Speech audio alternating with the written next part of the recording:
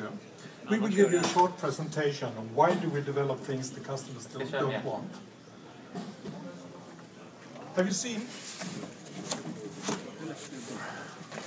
this product? Ooh. Oh, this was a... Have you seen this product? Teleguide. It's a teleguide. It was... it's a wonderful machine. It's a combination of a telephone and network-based services. It was launched by Televerket in 1991. And there were so many promises around this product and service. It had a telephone service, of course, a speech service. You could send emails. It had a telephone book, a yellow book. What else? You could buy used car parts with the services in this. Wonderful. The project was started, or the service was started in 91, and they scrapped 22,000 units in 94, and the project was abandoned. A complete failure. The idea to this product came from some mechanical designers at Volvo who were studying the possibility for the plastic car. So they were into polymers and composite technology. Fortunately, they were not allowed to make a plastic car, so they decided, well, let's make a plastic bicycle on our spare time. So they started to design that. Well, and there were some promises in this new technology. I mean, in theory, you could produce a very, very cheap bicycle in plastic, and it would be eternal because it wouldn't rust. So they started the design. They invested heavily in design, research, tooling, and they set up a factory in Vilhelmina. And the product was launched in 1982. What happened? The product turned out to be expensive, ugly, heavy, and it got very, very bad press. And the company went bankrupt. Next. During my more than 25-year-long career in IT and mobile telecoms, I've been working in service and product developing organizations. I've been working for a handset and infrastructure manufacturer. I've been working for a GSM operator. I've been working for a mobile internet content aggregator. And I've been working with a lot of startups. And I'm getting so frustrated because I've seen so much waste where organizations have spent huge resources developing things that don't make it on the market. Of course, next please. No one is bragging about their failures, and the mistakes are kept secret, of course. There are more examples. I'm pretty convinced that you all recognize this situation from your respective companies. We are spending efforts in things that don't make it on the market. Please. So one reflection we can make here is, did we forget the user? I'm going to continue in the same line of argumentation as Claes has started here, but I'm going to focus more on customer, user, and I'm going to provide you with some numbers that shows what happens when we do involve the user in the innovation process and what happens when we do not involve the user in the innovation process. And all these examples are taken from Usability Professionals Association, and you have the address there. First of all, I'm talking about usability. A lot have happened within the area of usability. So usability today does not mean that you focus on where the buttons are on the screen. It actually includes all that has to do with use. And in our case, we are talking about involving customers in the entire life cycle of a product or services, the innovation there. Within usability organizations, it's quite that know usability. It's well known, or a rule of thumb, that if you find a fault in the development, it will cost you 10 times more to fix that fault compared to if you find the fault in the design phase.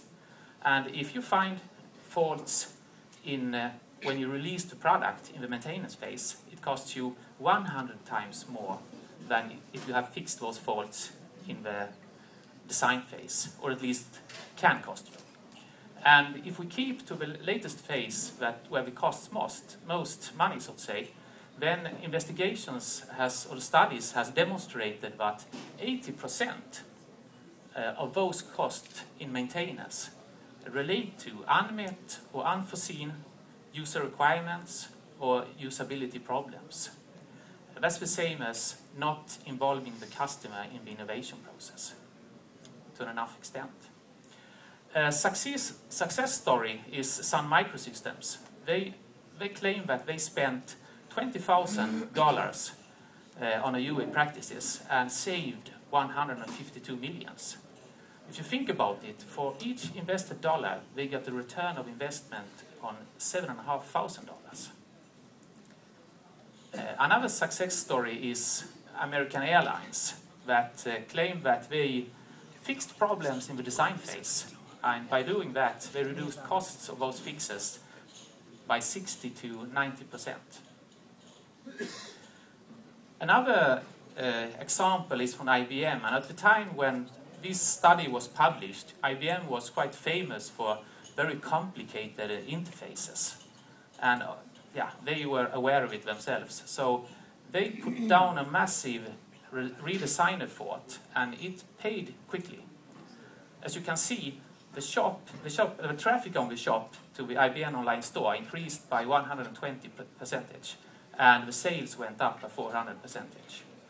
And this is only a few of the very many examples that you can find if you go to Usability Professionals Association of kind of witnessing that what happens when you do not involve the customer in the innovation process. Well, my own conclusion of all the failures I've seen is that the IT and telecoms industry have been very much driven by technology advancement rather than listening to customer needs.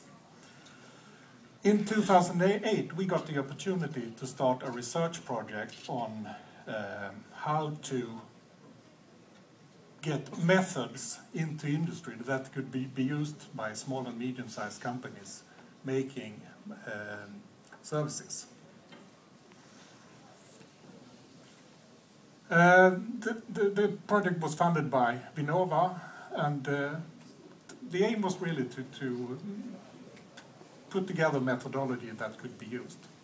And that has resulted in a website that you all could use. So we are really offering a toolbox for you to use for free if you want to involve your end users or customers in the innovation process.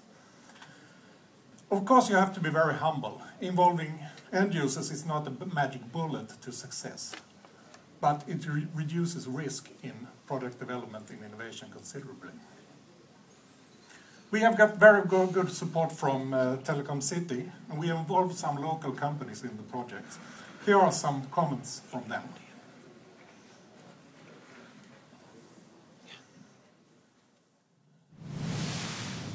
De här metoderna handlar om att i högre grad sätta sig in i kunden eller användarens situation på ett väldigt tidigt stadium när man utvecklar en produkt eller en tjänst. Ja, vi försöker att gå tillbaks till dem så fort vi har gjort ett litet delmoment och tidigt få respons på om vi är på rätt spår eller om det är någonting som är galet.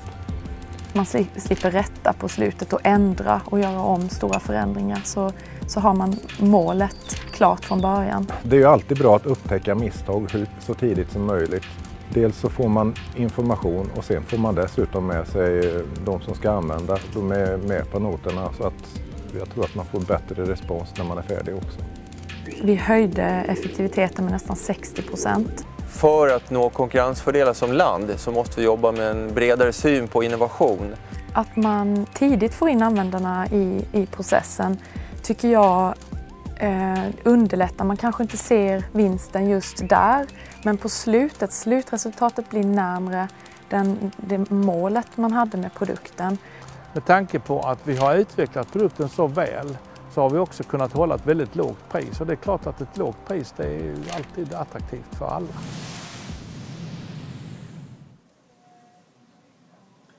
So we would like to invite you to our booth 24. It's just inside the door here, straight ahead. If you want to discuss, if you want to have these free methods, we have chosen 16 methods and try to make them as simple as possible so they are actually useful for you.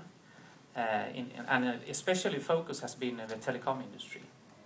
And me and Claes will be there so you can ask questions and talk to us about it. Excellent. Thank you.